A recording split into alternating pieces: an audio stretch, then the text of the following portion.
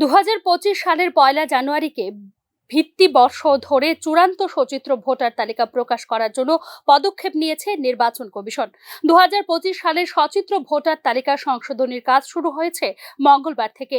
Voter তালিকা সংশোধনীর কাজ চলবে 28 নভেম্বর পর্যন্ত। ভোটার তালিকা সংশোধনীর কাজ সুষ্ঠুভাবে সম্পন্ন করতে সংশ্লিষ্ট কর্মীদের প্রশিক্ষণ দিয়েছে নির্বাচন কমিশন।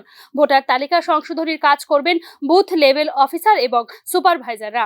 কিভাবে কত নম্বর ফর্ম পূরণ করে ভোটার তালিকায় নতুন ভোটারদের নাম তুলতে হবে এবং সংযোজন, বিয়োজন কিংবা স্থানান্তর করতে হবে ইত্যাদি বিষয়গুলি নিয়ে সুস্পষ্ট নির্দেশনা জারি করেছে নির্বাচন কমিশন।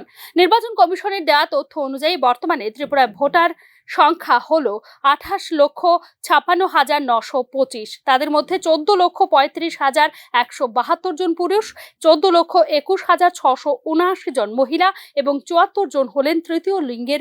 বাদারঘাট বিধানসভা কেন্দ্রে সর্বাধিক ভোটার রয়েছেন 62,723 জন এবং সবচেয়ে কম 38,974 জন ভোটার রয়েছেন সিমনা বিধানসভা কেন্দ্রে। Bureau report, news now.